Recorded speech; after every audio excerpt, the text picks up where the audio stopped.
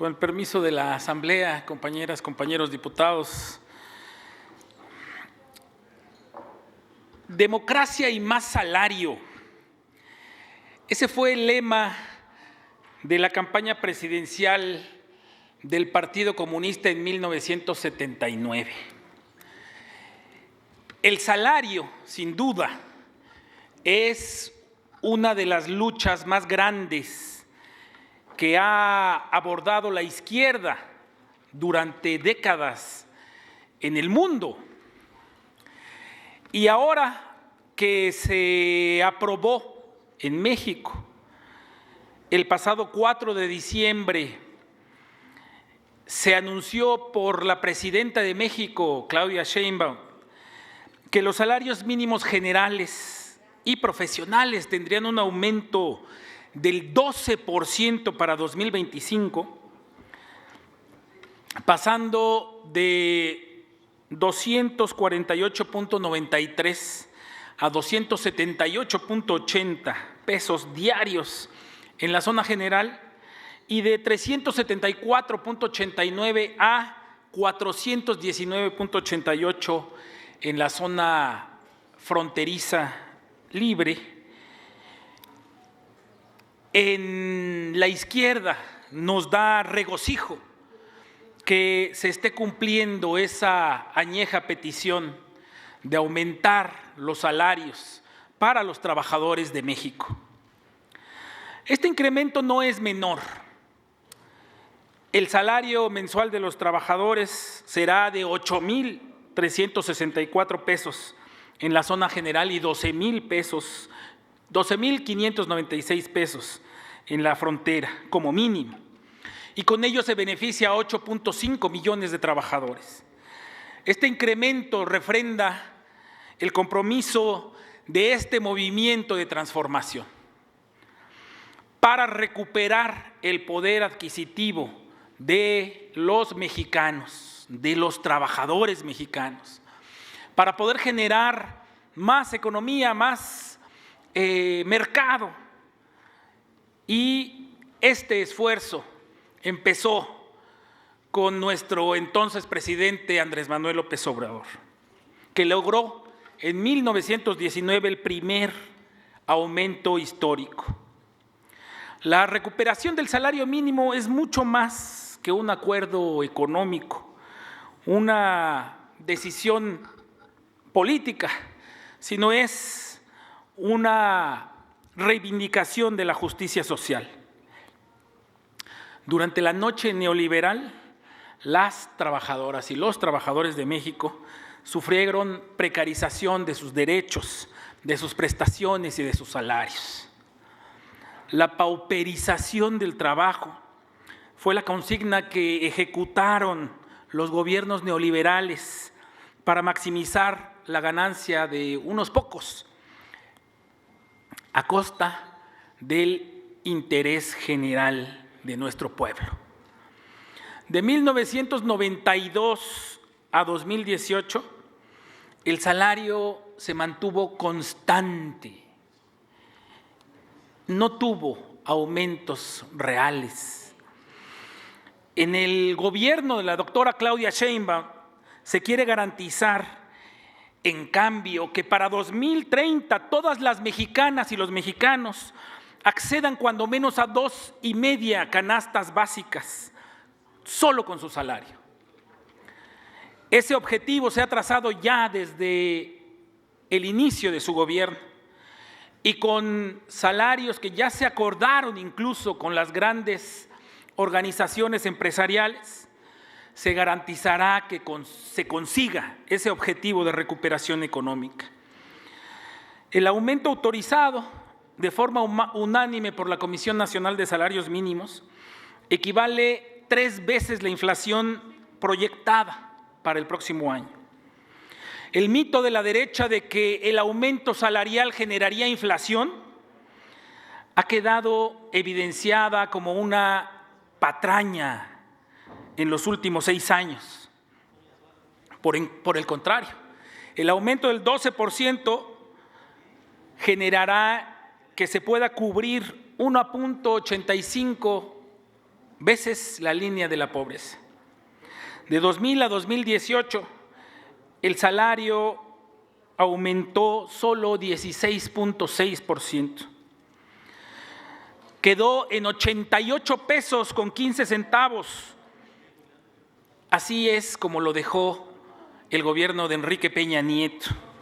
88 pesos con 15 centavos.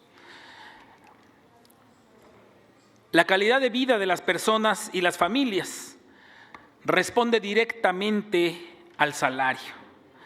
A partir del 1 de enero de 2025, las familias podrán comprar más productos básicos como comida, ropa, medicamentos, útiles escolares, y todo ello fortalece el mercado interno y beneficia a las pequeñas y medianas empresas desde el ámbito comunitario y local.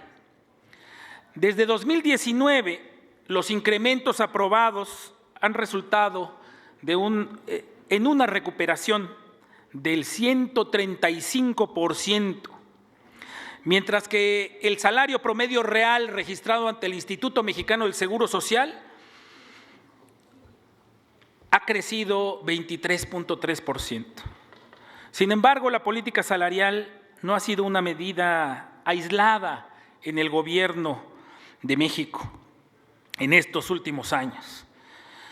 Se han reivindicado los derechos de los trabajadores de diferentes maneras. Menciono unas: la eliminación de la subcontratación, que se transformó en una moda en el gobierno neoliberal. El outsourcing se prohibió por este gobierno de la Cuarta Transformación. Se aumentaron a 12 días los días iniciales de vacaciones para todos los trabajadores en 2022.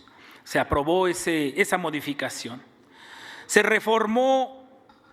hizo una reforma también para garantizar la libertad y la democracia sindical y acabar con esos sindicatos charros, corruptos, que permitieron todo este daño que se hizo a los trabajadores en los años del neoliberalismo.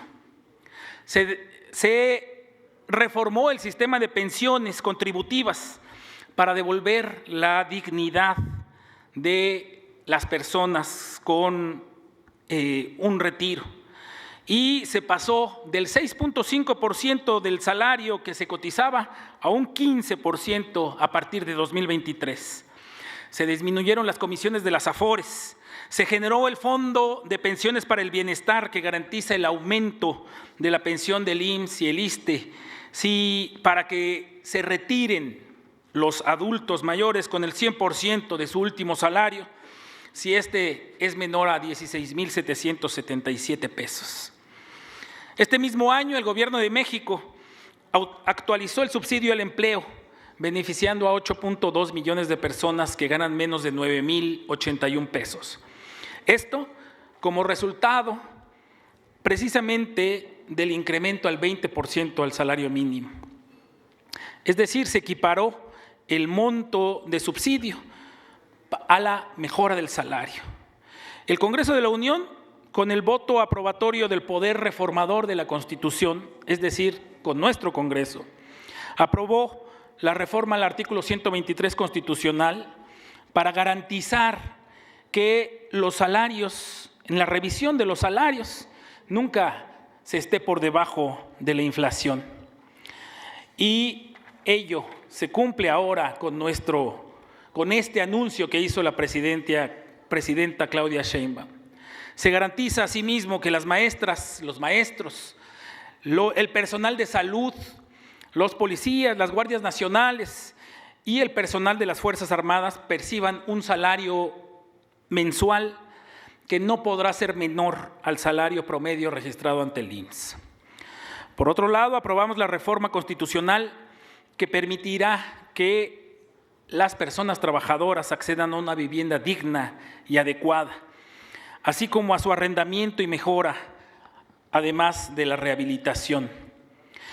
El incremento del salario mínimo no solo reduce la desigualdad económica en general, sino también la brecha de género, misma que ha disminuido en un 29% en temas salariales y un 66% en los municipios más pobres bajo las administraciones de la Cuarta Transformación.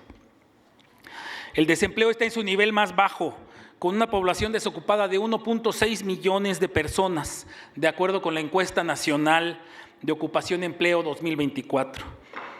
El crecimiento del empleo registró en octubre de este año un máximo histórico de 2.7%, 22 millones de puestos de trabajo registrados ante el IMSS y 19,5 millones son permanentes. De 2018 a 2022, 5.1 millones de personas salieron de la pobreza. De eso se trata esta cuarta transformación, de mejorar las condiciones de vida de las mujeres y los hombres en nuestro país. El legado de la cuarta transformación será la erradicación de la pobreza, gracias a los programas insignias de nuestro gobierno, pero también gracias a las medidas implementadas desde 2018 para proteger a la clase trabajadora de nuestro país. Diputado, concluya, por favor. Concluyo, Presidenta, gracias. Nuestra consigna es por el bien de todos, primero los pobres. Es un principio que se implementará en nuestras decisiones, en todos nuestros gobiernos, en todos los niveles, y el modelo de desarrollo será incluyente para todas y para todos.